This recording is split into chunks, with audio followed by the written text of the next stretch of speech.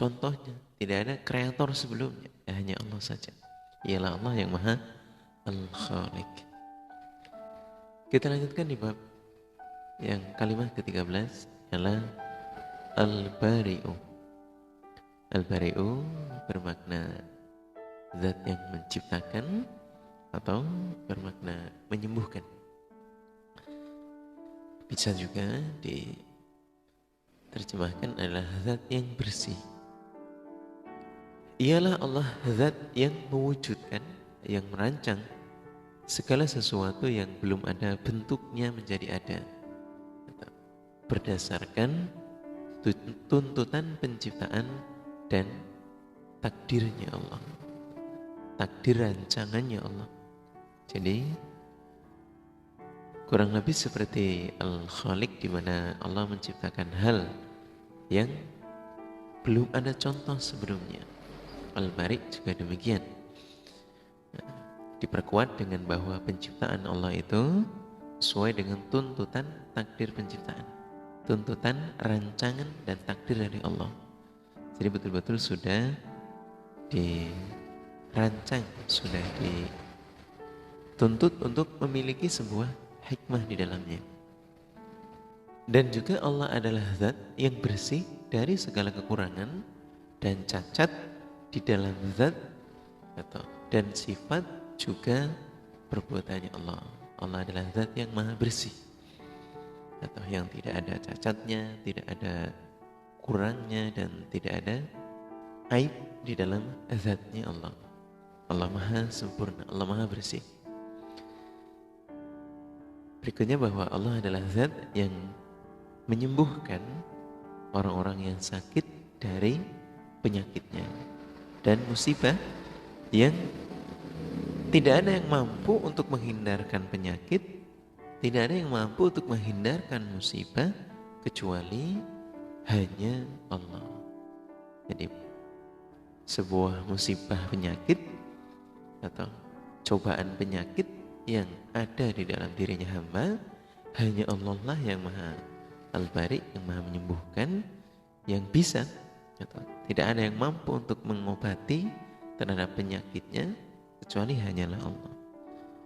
Bahwa sejatinya bahwa penyakit yang Allah turunkan beserta obatnya. Ikhtiar kita kepada Allah untuk berdoa dan usaha kita untuk mencari jalannya sembuh, ya, termasuk dari sebuah petunjuk dari Allah, sebuah keyakinan. Kalau kita sudah yakin bahwa penyakit ada obatnya, maka mintalah kepada Allah petunjuk dari Allah bagaimana hendaknya bahwa apa yang kita sedang rasakan itu bisa segera diangkat oleh Allah. Maka ketika kita berdoa dalam sakit kepada Allah, minta agar ketika disembuhkan oleh Allah atau ketika mendapatkan obat dari Allah, supaya tidak ada sedikit pun yang tersisa, supaya betul-betul dibersihkan kepada Allah. Tentunya Rasulullah juga untuk mendapatkan kesembuhan dengan berdoa, atau supaya penyakit yang ada di dalam akhi kita, saudara kita, ukhti kita itu diangkat, dihilangkan sampai tidak tersisa. Sebagai sunnah bahwa mengunjungi orang yang sakit adalah kewajiban dari orang-orang iman. Allah lah yang maha menyembuhkan, Allah lah zat yang bisa menghilangkan penyakit yang tidak ada yang bisa menyembuhkan kecuali hanyalah Allah. Maka jangan sampai kita berlaku syirik kepada Allah, menggunakan pengobatan-pengobatan yang syirik, juga datang kepada orang-orang atau tabib-tabib yang secara prakteknya itu tidak syar'i, itu dilarang. Para kaum muslimin muslimah yang berbahagia, kita lanjutkan di bab 14, ialah Al-Musawwir, di mana Al-Musawwir bermakna Allah zat yang memberi rupa, yang memberi wajah, katakanlah rupa ya terkait dengan wajah dan bentuk, Allah adalah zat yang memberi rupa atau bentuk dengan ketentuan pada makhluknya Allah sesuai dengan yang Allah kehendaki. Dan Allah memberi rupa pada semua yang wujud. Setiap sesuatu atau dari makhluknya Allah ada bentuknya yang khusus dan keadaan atau bentuk dari makhluknya yang tersendiri. Jadi kemudian ketika wujudnya itu berbeda dengan pada umumnya, itu karena kehendaknya Allah yang menghendaki demikian. Manusia dengan kategori tangan, kaki yang bentuknya sudah umumnya di posisi yang demikian, kemudian ketika ada makhluknya Allah yang tidak sama dengan yang ada, maka itu adalah kehendaknya Allah yang mewujudkan terhadap makhluk-makhluknya yang khusus, yang berbeda dengan yang lain. Bukan berarti bahwa Allah itu tidak mampu untuk membuat secara sempurna keseluruhan, tapi memang Allah menghendaki sesuatu itu khusus bentuknya, tersendiri bentuknya, yang mana dijadikannya bentuk makhluknya Allah berbeda-beda atau atas rupa dan juga atas bentuknya, atas wujudnya. Jadi tidak sama. Bahkan apabila ada dua orang yang kembar sekalipun atau makhluk Allah yang sama sekalipun, pasti ada ciri dan perbedaan yang berlaku, tidak mutlak atau 100% sama. Karena Allah dalam menciptakan sesuatu sangatlah detail dan tidak ada yang sama.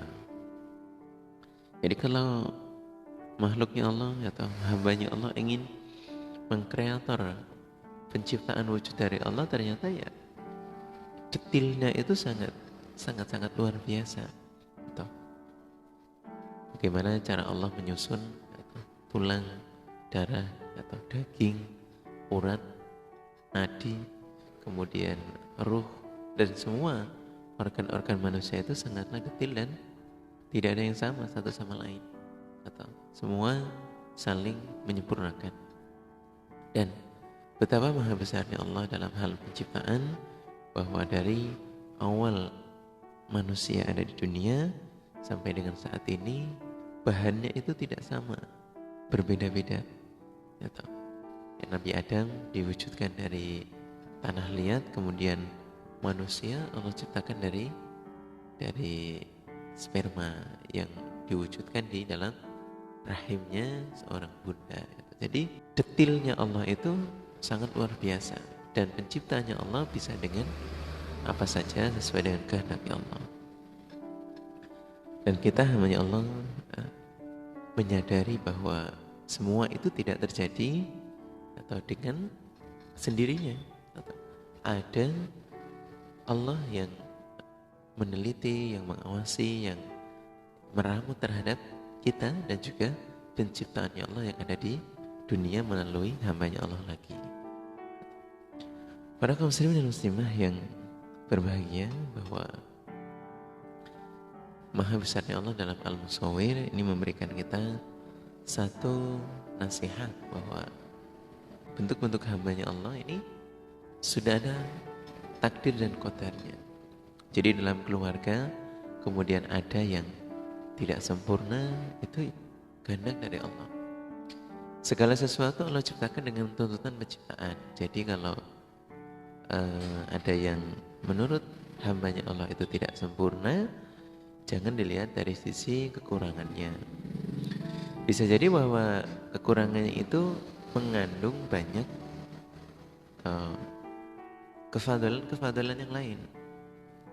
Seperti halnya para ilmuwan dunia yang secara fisik kemudian tidak sempurna, tapi IQ-nya oleh Allah diberikan istimewa. Atau ketika orang tuanya mau bersabar dan mencari, meramut dan mengarahkan terhadap sesuatu yang baik, atau dengan tabah, tawakal kepada Allah. Jadi tetap memiliki hal yang istimewa di dalam dirinya. Apalagi kita yang diciptakan oleh Allah tanpa kekurangan. Sejatinya bahwa kita lebih atau harus menyadari kesempurnaan itu sebaik-baiknya. Jadi tidak merasa ya atau kurang hanya karena mungkin tidak memiliki harta dan lain sebagainya. Karena kesempurnaannya Allah itu ya sudah diletakkan di dalam diri kita. Tidak hanya rupanya saja, tapi bagaimana Allah meletakkan atau cara berpikirnya, otaknya sudah sempurna, kesehatannya sudah sempurna, atau semuanya telah Allah berikan untuk kita, anugerahkan, maka kita harus memanfaatkan sebaik mungkin. Jangan merasa kurang, jangan merasa tidak sempurna, apalagi hanya urusan kekayaan. Dan dalam hal ini mengamati Allah dengan semua nama dan sifatnya, kita akan mendapatkan banyak pencerahan. Para kaum muslimin dan muslimah yang kami hormati, berikutnya adalah Al-Ghafar, kalimat yang ke-15. Di mana Al-Ghafar bermakna Allah yang mengampuni beberapa dosa. Allah adalah zat yang mengampuni berapa dosa hambanya berkali-kali dan berulang-ulang sampai tidak bisa terhitung. Bahkan meskipun sebesar dan sebanyak apapun dosa itu, meskipun sebesar apapun dan sebanyak apapun dosa hambanya itu, Allah tetap akan mengampuni berulang-ulang.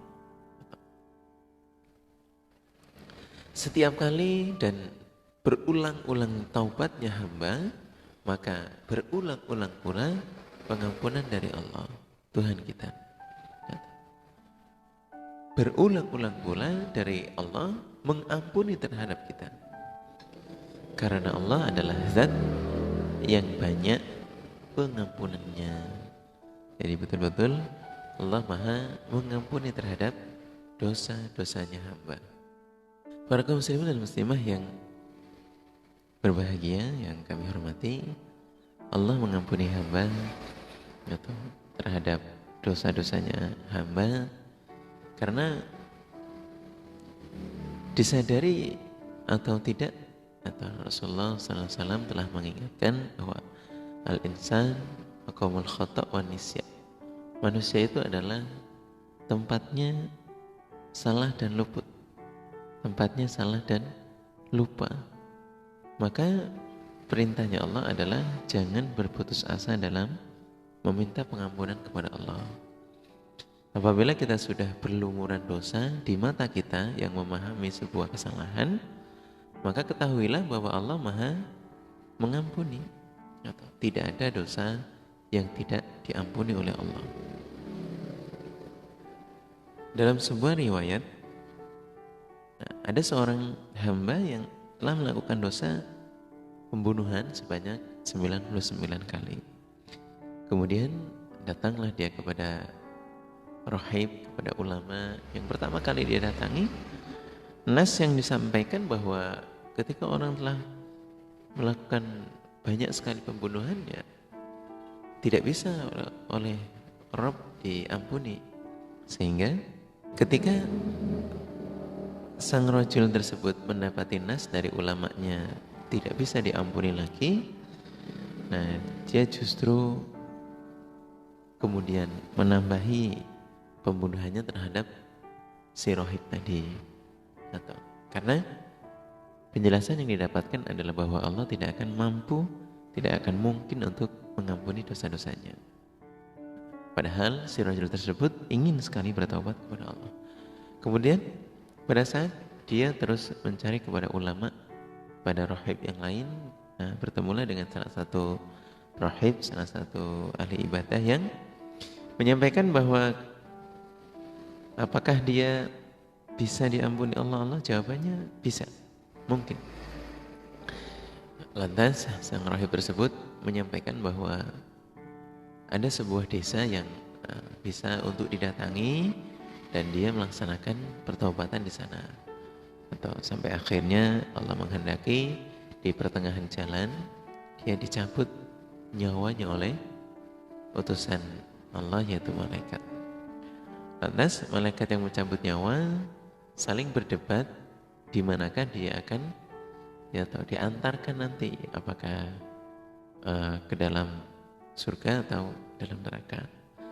Nah, malaikat yang bertugas untuk mencatat amal dibawa ke kebaikan-kebaikan atau ke alam al-jannah, kemudian tetap bersikukuh dengan apa yang dia catat.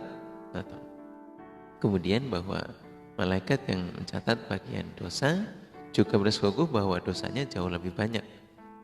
Sehingga kata keduanya laporan kepada Allah Subhanahu wa taala dan dihitunglah amaliyahnya. Dalam penjelasan riwayat itu kemudian memenangkan sebuah niat baik dan juga langkahnya si rajul tersebut yang telah melakukan banyak dosa, bahwa langkahnya lebih dekat kepada desa yang akan dia tuju untuk melaksanakan taubat, dan dia telah jauh meninggalkan terhadap dosa-dosa dan perbuatan yang dia lakukan. Bahkan terakhir kali ketika dia melakukan eksekusi pembunuhan terhadap rahim, sehingga Allah mau mengampuni berkat niatnya dan berkat dia telah atau mau meninggalkan terhadap apa yang dia lakukan, atau dan niat suci untuk bertaubat. Para kaum muslimin dan muslimah, bahwa kefadilan Allah memilih dia untuk mengampuni betul-betul dari segala hal yang dia telah lakukan adalah sebuah harapan. Atau dalam kalimahnya Allah, wala tayasu min rahmatillah, maksudnya bahwa jangan pernah berputus asa dari rahmatnya Allah. Urusan kita telah melakukan banyak dosa, kemudian kita berniat untuk bertobat, lakukan dengan tuntunannya Allah, yaitu taubatan nasuha. Jangan lagi mengulangi terhadap dosa yang kita telah perbuat. Nantinya harapan Allah begitu besar untuk bisa mendapatkan pengampun, karena Allah Maha mengampuni. Dalam kalimah 15 Allah mengampuni terhadap dosa-dosanya hamba sekalipun dosanya besar dan tidak terhitung. Kalau dalam sebuah riwayat hadis meskipun dosanya itu geduk setinggi langit Allah tetap mengampuni, atau bahkan seluas atau sebanyak buih lautan, sebanyak hitungan pasir. Kalau kita bisa taubatan nasuha, atau insyaallah dengan izin Allah, Allah pasti akan mengampuni. Dan yang jelas meninggalkan semua perbuatan yang telah dilakukan ketika telah bertobat dan melakukan banyak pulihan atau dengan banyak beribadah, beristighfar dan sholat. Maka kita kaum muslimin dan muslimah yang besar dalam artian tidak banyak mengerjakan dosa-dosa hati yang besar, jangan sampai mengerjakan dan jangan sampai mengulangi kesalahan-kesalahan yang salah. Perbanyaklah untuk zikir, bertaubat dan beribadah kepada Allah. Seperti halnya orang-orang yang menginginkan pensucian dosa, menginginkan diampuni oleh Allah, karena mereka betul-betul mengharapkan dan menginginkan surganya Allah. Apalagi kita yang dalam kategori tidak mengerjakan dosa-dosa besar, meskipun tidak ada kepastian dari Allah sendiri untuk tidak melakukan dosa, atau karena sejatinya kembali tadi manusia adalah tempatnya salah dan dosa pasti punya. Tapi orang-orang iman yang justru dalam hal menjaga itu juga masih akan tetap banyak melakukan atau diliputi oleh godaan-godaan yang sangat besar juga, ialah dari jin, syaitan dan bala tentaranya yang selalu ingin menjerumuskan orang-orang iman. Para kaum muslimin dan muslimah, kita masuk di bahasan bahwa Allah Maha mengampuni, tapi pula bahwa jin, syaitan itu memiliki niat yang sangat kotor, yang sangat jelek, bahwa dia berusaha untuk menyesatkan terhadap hamba-hambanya Allah, atau baik itu yang imannya katakanlah sedang sesuai dengan sabdanya firman Allah yang lemah ataupun yang tinggi. Bagaimana cara Allah memberikan kesempatan kepada jin atau untuk menggodanya? Ya, disampaikan bahwa jin syaitan iblis itu mempengaruhi ketika imannya adalah lemah, maka tetap akan diarahkan bagaimana dia untuk mengerjakan sesuatu yang bid'ah, yang khurafat, yang syirik dan tahayul. Dia tetap akan dipengaruhi, akan diarahkan, akan diberikan sesuatu yang membingungkan, sesuatu yang membuat dia ragu-ragu, atau bagi orang-orang iman yang imannya lemah, yang sedang. Nah, sehingga mampu dan terpengaruh atau sampai akhirnya dia juga akan melaksanakan taubat, tapi pengaruhnya akan terus berjalan. Atau bahkan orang-orang yang sholat pun oleh jin dan syaitan itu dipengaruhi oleh kemampuannya, karena dia beribadah dengan malaikat itu sudah lama ya. Maka di dunia dia mempunyai pengalaman untuk mempengaruhi terhadap hambanya Allah, terutama Nabi Adam dahulu juga sudah berhasil, apalagi kita manusia. Kemudian bahwa orang-orang yang imannya tinggi, yang imannya baik juga akan dipengaruhi. Bagaimana caranya? Dalam sebuah riwayat dan keterangan sedikit kami ambil bahwa ketika dia senang beribadah, atau maka si jin dan bala tentaranya akan membuat dia ibadahnya itu atau terus disenangkan dengan ibadah, tapi niatnya kemudian diselewengkan, diarahkan agar dia tidak melaksanakan atau sesuai dengan yang Allah kehendaki. Kadang-kadang beribadah tapi niatnya diselewengkan atau disenangkan, atau sehingga melakukan hal-hal yang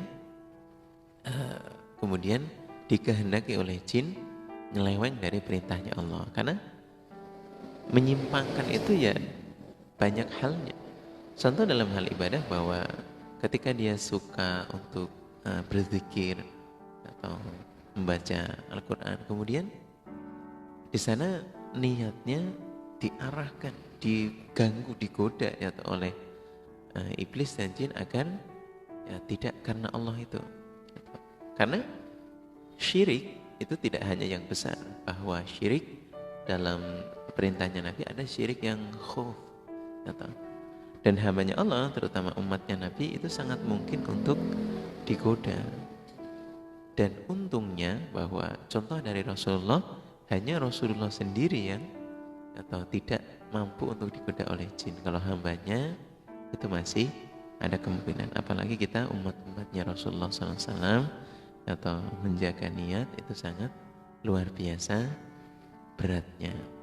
Maka dalam hal apapun kita niatkan untuk ibadah kepada Allah sesuai, diatur kembali, ditata kembali, diingatkan kembali supaya tidak salah dan keliru. Para kaum muslimin dan muslimah, ialah Al-Ghaffar.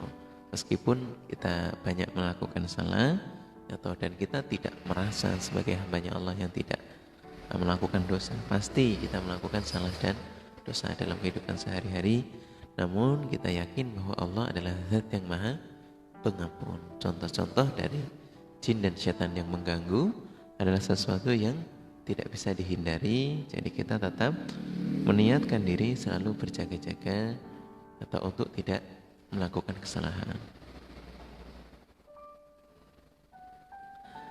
Para kaum muslimin dan muslimah yang berbahagia,